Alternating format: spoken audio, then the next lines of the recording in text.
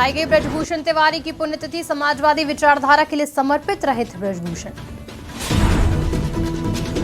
आगामी त्योहारों के मद्देनजर सुरक्षा व्यवस्था हुई तेज। पैदल गश्त कर पर निकले जिले के कई अधिकारी। पीडब्ल्यूडी मंत्री पहुंचे सिद्धपीठ मां शाकंभरी देवी मंदिर। देश और प्रदेश में अमन चैन के लिए की पूजा अर्चना। सीतापुर में अस्पताल के डॉक्टर हुए लापरवाह। डॉक्टर ने ऑपरेशन के बाद पेट में छोड़ा कॉटन। महिला की हालत हुई गंभीर।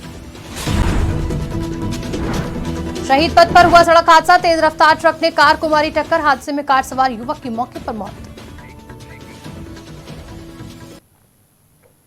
बुलेटिन की शुरुआत करेंगे, लेकिन बड़ी खबर से शुरुआत करते हैं। दिल्ली से बड़ी खबर सामने आ रही है, जहां संजय सिंह की बड़ी मुश्किलें। इस वक्त की बड़ी खबर आपको बता रहे हैं, जहां संजय सिंह, राज्यसभा सांसद संजय सिंह की मुश्किलें बढ़ी हैं। ईडी की रिमांड खत्म, न्यायिक हिरासत में संजय सिंह को भेजा गया।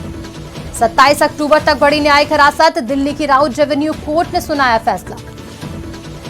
कोर्ट ने दवा और किताब साथ रखने की संजय सिंह को दी मंजूरी। बड़ी खबर सामने आ रही है, जहां राज्यसभा सांसद संजय सिंह की बड़ी मुश्किलें। ईडी की रिमांड खत्म हो गई है और न्यायिक हिरासत में संजय सिंह को भेज दिया गया है। 27 अक्टूबर तक न्यायिक हिरासत में रहेंगे संजय सिंह। दिल्ली की राउत रेवेन्यू कोर्ट ने यह फैसला सुनाया है, जहां ईडी की रिमांड खत्म होने पर आज सुनवाई हुई थी राउत रेवेन्यू कोर्ट में, और राउत रेवेन्यू कोर्ट ने 27 अक्टूबर तक न्यायिक हिरासत में राज्यसभा सांसद संजय सिंह को भेजा।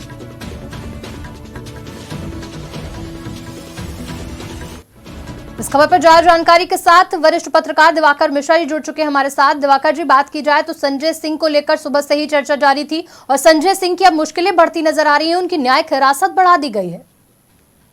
जी बिल्कुल, न्यायिक हिरासत में उनको भेजा गया है। देखिए, अभी तो वो रिमांड पर थे, अब वो जुडिशियल कस्टडी में है और उन्हें दिल्ली की आज रिमांड की अवधि पूरी हो रही थी। सॉरी, ईडी को रिमांड मिली थी जो है विशेष सीबीआई अदालत से, और आज वो रिमांड पूरी हो रही थी, जिसके बाद जो है ईडी ने उनको जो है दिल्ली की राउत रेवेन्यू कोर्ट में प्रस्तुत किया, और जहां से उनको 14 दिन की जुडिशियल कस्टडी यानी कि उनको जेल भेज दिया गया। अब 14 दिन बाद जब वो उनकी अवधि पूरी होगी तो दोबारा या तो वो बेल एप्लीकेशन पे वो जो है करेंगे, या तो फिर जो जुडिशियल कस्टडी बढ़ा दी जाएगी। तो ये एक तरह से संजय सिंह के लिए बहुत तगड़ा झटका है, क्योंकि वो लगातार, वो और उनकी पार्टी, वो लोग कह रहे थे कि इनके खिलाफ कोई केस ही नहीं है, और जो है ये लोग, जैसे आपने पहले भी सुना होगा कि अरविंद केजरीवाल हमेशा ये कहते रहे हैं कि हम लोग कट्टर ईमानदार हैं, हमने कागज देख लिया है, सब कुछ सही है। तो अगर सब कुछ सही है तो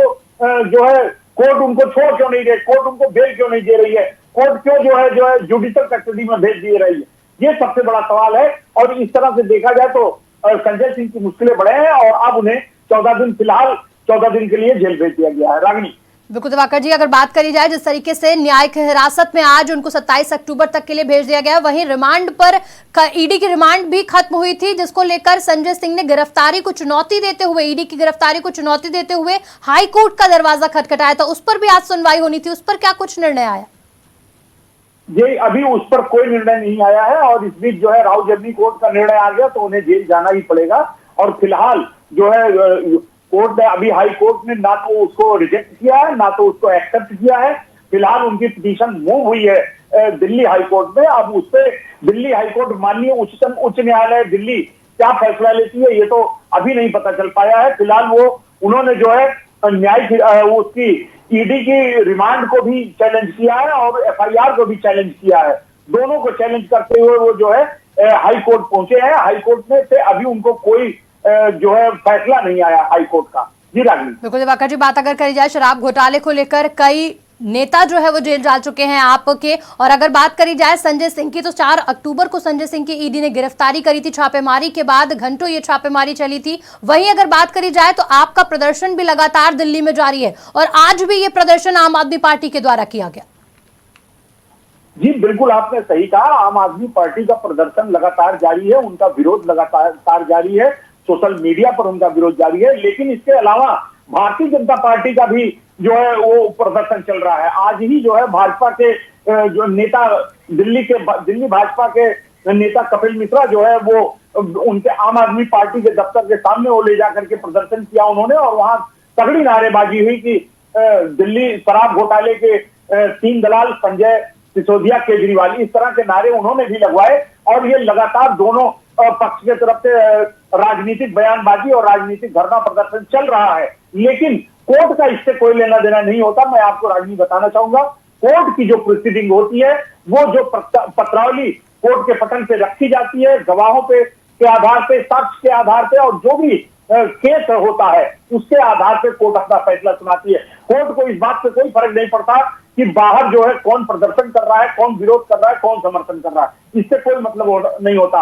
जहां तक दिल्ली शराब घोटाले की बात है तो इसमें अब जो है पूरी आम आदमी पार्टी फंसी नजर आ रही है। उनके सबसे बड़े नेताओं में से मनीष सिसोदिया, आपको पता ही है कि फरवरी से ही तिहाड़ जेल में है और अब संजय सिंह, यहां तक कहा जा रहा है कि अब संभवतः जो है सीधी सुई जो है अरविंद केजरीवाल पे घूमने वाली है। जी राजनीति बिल्कुल दिवाकर जी, 27 अक्टूबर तक ये न्यायिक हिरासत में संजय सिंह को भेज दिया गया। फिलहाल जानकारी देने के लिए धन्यवाद। तो बड़ी खबर आपको दिल्ली से बता रहे थे, जहां संजय सिंह की मुश्किलें बढ़ती हुई नजर आ रही है। ईडी की रिमांड तो खत्म हो गई, लेकिन उन कोर्ट ने 27 अक्टूबर तक राज्यसभा सांसद को न्यायिक हिरासत में भेज दिया है। बड़ी खबर बांदा से, जहां महिला ने ससुराल वालों पर लगाया आरोप। इस वक्त की बड़ी खबर आपको बांदा से बता रहे हैं, जहां महिला ने ससुराल वालों पर आरोप लगाया है। दहेज में बुलेट न मिलने पर पति ने दिया तलाक। बांदा में महिला को एक युवक ने तलाक दिया है, जिसके बाद महिला ने ससुराल वालों पर गंभीर आरोप लगाया। दहेज में बुलेट न मिलने पर पति ने दिया तलाक। दहेज न मिलने पर महिला को किया जा रहा था प्रताड़ित। महिला ने अपर पुलिस अधीक्षक को सुनाई आप बीती। पुलिस अधीक्षक के आदेश पर पुलिस ने किया मामला दर्ज। दहेज उत्पीड़न सहित कई गंभीर धाराओं में केस दर्ज किया गया। तो बड़ी खबर आपको बांदा से बता रहे थे, जहां एक महिला ने ससुराल वालों पर और पति पर दहेज का आरोप लगाया है। इसी के साथ महिला ने कहा कि दहेज में बुलेट न मिलने पर पति ने तलाक दिया। दहेज न मिलने पर महिला को प्रताड़ित कर रहे थे ससुराली जो।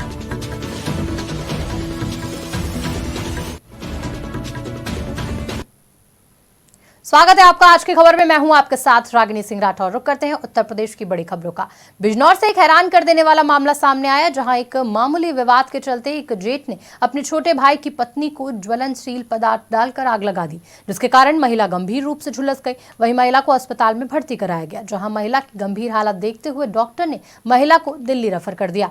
सरकारी अस्पताल के डॉक्टर ने जानकारी देते हुए बताया कि महिला 85% तक जल चुकी है। वहीं पुलिस ने परिजनों की तहरीर के आधार पर केस दर्ज कर लिया है और आरोपी जेठ को हिरासत में ले लिया है और आगे की कार्रवाई में जुट गई है। जो महिला आई है ये लगभग 80 से 85% जली हुई है। कंडीशन अभी स्थिति ठीक नहीं है, इसलिए महिला को दिल्ली सफदरजंग हॉस्पिटल के रेफर किया गया। जो महिला पानी लेने गई थी नल पे से, अब मैं अपने गुंडे ले पानी ले काट दी। अब मेरे जेठ ने पता नहीं पीछे से क्या फेंका, फिर तिल्ली फेंक दी। इतने में मेरे पति उठका है, इतने में मुझे पूरी भरा दिया उन्होंने। जने कट की दुश्मन आगे निकाल लिए मेरे बाल को, बाल भी नहीं सोचा उन्होंने बिल्कुल भी। बच्चे मुझे पता होता है मेरी बात ऐसा करेंगे तो मैं तो अपने बच्चे को लेकर अपने घर चली जाती। यूपी सरकार के वन और पर्यावरण मंत्री डॉक्टर अरुण कुमार सक्सेना ने बरेली के जिला अस्पताल का औचक निरीक्षण किया। निरीक्षण के दौरान वन मंत्री डॉक्टर अरुण कुमार ने डेंगू वार्ड के साथ अस्पताल के कई विभागों को देखा और स्वास्थ्य कर्मियों को आवश्यक निर्देश दिए। मंत्री ने पैथोलॉजी व्यवस्थाओं को देखते हुए अधिकारी को बेहतर व्यवस्था लाने को कहा, ताकि मरीजों को सही इलाज मिल सके। यहाँ जिला अस्पताल में मैं आया हूँ और मैंने देखा यहाँ भीड़ बहुत है, मरीजों की संख्या बहुत ज़्यादा है। अधिकांश मरीजों को बुखार की तकलीफ है, उल्टी की तकलीफ है, जिस्म में दर्द की तकलीफ है। और मैंने देखा जहाँ पे रजिस्ट्रेशन हो रहा है वहाँ पे भीड़ काफ़ी है। मैंने यहाँ की CMS से कहा है कि वहाँ पर एक आध खिड़की और बढ़ाएं, ताकि लोगों का रजिस्ट्रेशन और जल्दी हो और लोगों को कम देर लाइन में लगना पड़े। इसी तरह से जहाँ दवाई मिल रही है वहाँ भी मैंने पाया कि लंबी भीड़ है और दवाई सबको मिल रही है, लेकिन अगर एक खिड़की या 2 खिड़की और बढ़ जाए तो और जल्दी हो जाएगा लोगों को दवाई में। जहाँ पर पैथोलॉजी की जांच हो रही है वहाँ पर भी भीड़ काफ़ी है। मैंने मैडम से ये भी कहा कि पैथोलॉजी के टाइम को इस तरह से करें कि अगर कोई थोड़ा देर तक भी, जब तक OPD चलता है उसके बाद भी अगर कोई अपना टेस्ट के लिए आता है तो वो भी आपने कर दिया है कि ताकि देर में भी कोई आए तो भी उसकी रिपोर्ट होगी। और जहाँ तक है सभी रिपोर्ट्स अगले दिन मिल जाएं। अगर किसी में टाइम ही लगता है तो बात और है, वरना मरीज को रिपोर्ट जल्दी से जल्दी मिले ताकि वो अपना इलाज समय से करा सकें। इसके अलावा इंडोर में भी देखा मैंने, वहाँ साफ सफाई ठीक थी। हरदोई में बदमाशों के हौसले लगातार बुलंद होते ना जा रहे हैं, जहां बीते कई दिनों से एक युवक लगातार छात्रा से छेड़छाड़ कर रहा था। वहीं पिता द्वारा शिकायत दर्ज करने के बाद भी पुलिस ने कोई एक्शन नहीं लिया और सीधे सीधे पीड़ित छात्रा के पिता से कहा कि कैसे पकड़े, फोटो दो। पुलिस के ऐसा कहने पर छात्रा के पिता ने खुद ही शौहदे को पकड़कर उसे पुलिस के हवाले कर दिया। बता दें, उसके बाद पुलिस हरकत में आई और छानबीन करनी शुरू की। एएसपी नृपेंद्र कुमार ने बताया कि मामले में मुकदमा दर्ज कर कार्रवाई की जा रही है, साथ ही पुलिस के प्रकरण की भी जांच की जा रही है। आज 3 दिन से दिनांक 11/10/2023 से एक लड़का मेरी लड़की का पीछा कर रहा है, जो हमारी लड़की जो है बीए की छात्रा है, और उसको रास्ते में रोक के कहता है अपना फेस दिखाओ और मोबाइल नंबर दो, जिससे मेरी लड़की परेशान और आहत है, विद्यालय जाने से मना करती है। तब हम एक मजबूर होकर एक प्रार्थना पत्र देहात कोतवाली में इंस्पेक्टर साहब को दिया, तो उन्होंने बताया कि ऐसे कैसे हम ढूंढ पाएंगे, और गाड़ी नंबर का जो है हमारी बच्ची ने लिख लिया था, तो उसने जो है उसने तहरीर में जो है उसका गाड़ी नंबर भी नोट है देहात कोतवाली में जो दिए। और फिर जब लड़की हमारी विद्यालय नहीं जा रही थी तो मैं लड़की को छोड़ने के लिए महाविद्यालय जा रहा था, तो लड़की से थोड़ा दूरी बनाया था। तब तक ये लड़का पीछे से आया, फिर जिला अस्पताल के आगे बढ़कर के जो शौचालय जहाँ बना वहाँ पर उसने रोक लिया और उसने कहा हम कई बार तुमसे मांग चुके हैं, नंबर अपना नहीं दे रहे, नहीं तो फेस दिखा रहे हो। तब तक हमने इसको पकड़ लिया, पकड़ करके वहाँ भीड़ इकट्ठा हो गई और वहीं जो है यहाँ चौकी से जो है दरोगा जी पहुँच गए। कोतवाली देहात का यह प्रकरण है जिसमें एक छात्रा के स्कूल जाते समय एक सोहरे द्वारा परेशान करने का आरोप लगाया गया है। उपरोक्त मामले में थाना स्थानीय स्तर से मुकदमा पंजीकृत कर विधिक कार्रवाई की जा रही है। जहाँ तक वारी द्वारा यह कहा गया है कि पुलिस द्वारा अपेक्षित कार्रवाई नहीं की गई, उपरोक्त मामले की भी जांच की जा रही है। इसमें अगर किसी प्रकार की लापरवाही पाएगी तो भी कठोर। प्रशासन की कई कोशिशों के बाद भी सड़क हादसे थमने का नाम नहीं ले रहे। कुछ ऐसा ही मामला लखनऊ से सामने आया, जहां शहीद पथ पर एक ट्रक ने कार को टक्कर मार दी। हादसे में कार सवार युवक की मौके पर मौत हो गई, वहीं ड्राइवर गंभीर रूप से घायल हुआ। पुलिस ने कार का दरवाजा काटकर शव को बाहर निकाला और घायल को लोहिया में भर्ती कराया और आगे की जांच में जुट गई।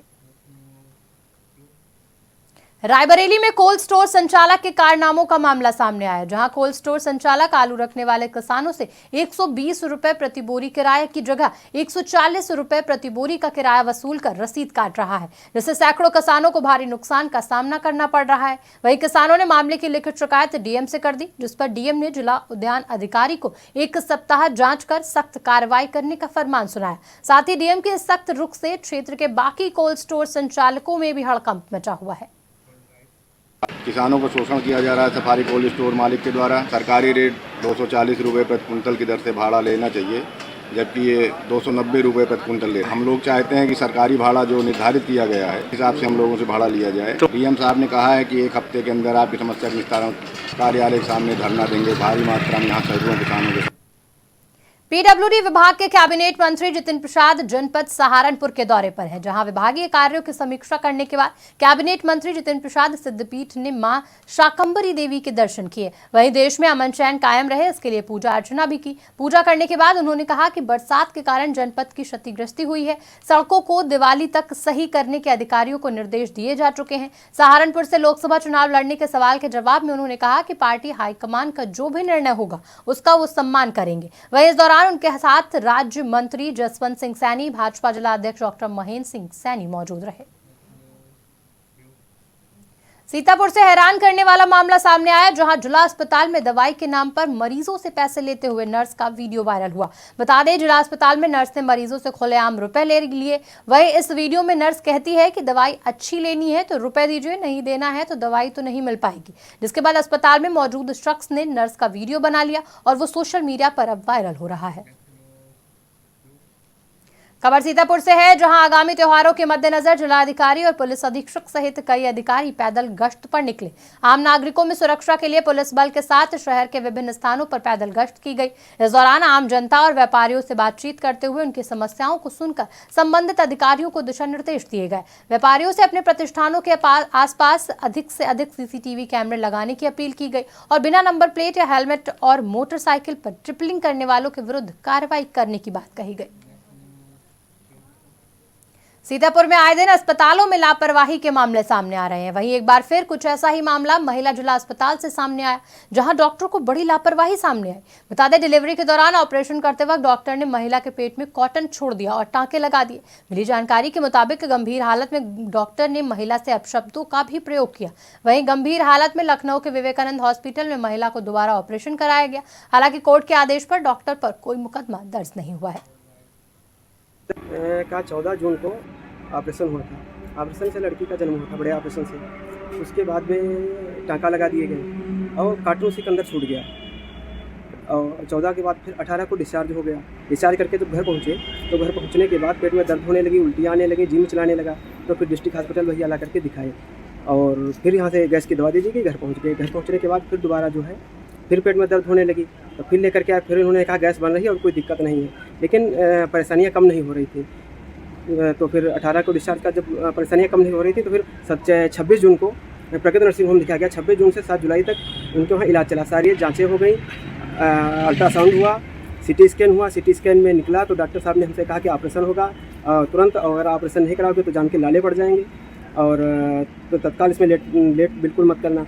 तो हमने कहा हम बहुत दूर रहते हैं, आज ऑपरेशन नहीं करा पाऊँगा, आज एडमिट नहीं कर पाऊँगा। उसके बाद 8-7 तारीख को हम जो है अजय मल्होत्रा जी को दिखाए। अजय मल्होत्रा ने हमको यहाँ से रिफ़र कर दिया विवेकानंद के लिए। कहा वहाँ जाइए बेटा, बगैर ऑपरेशन के काम नहीं चलेगा। हम वहाँ जा करके ऑपरेशन कराए। उसमें 1 फीट काटन का टुकड़ा पेट के अंदर से निकला, आंतें डैमेज हो गई थी। इसका जो है श्री सचान जी और एक सोनिका गौर जी डॉक्टर साहब जो हैं, उन्होंने दोनों ने ऑपरेशन किया। काफ़ी पैसा खर्च हुआ और आंतें डैमेज हुआ था। पेट में कपड़ा छोड़ के उन्होंने टाँके लगा दिए थे। दोबारा जब ऑपरेशन हॉस्पिटल गए तो उन्होंने कहा गैस की समस्या है, बाकी सब ठीक है। फिर वहाँ से हमें भेज दिया गया। फिर हम यहाँ एटलस नर्सिंग होम में यहाँ इलाज करवाया। उन्होंने विवेकानंद के लिए हमें रेफ़र किया। वहाँ 8 तारीख को हम एडमिट हुए थे और फिर वहाँ मेरा ऑपरेशन हुआ। फिलहाल बुलेटिन में इतना ही। देश दुनिया की तमाम बड़ी खबरों के लिए देखते रहिए आज की खबर।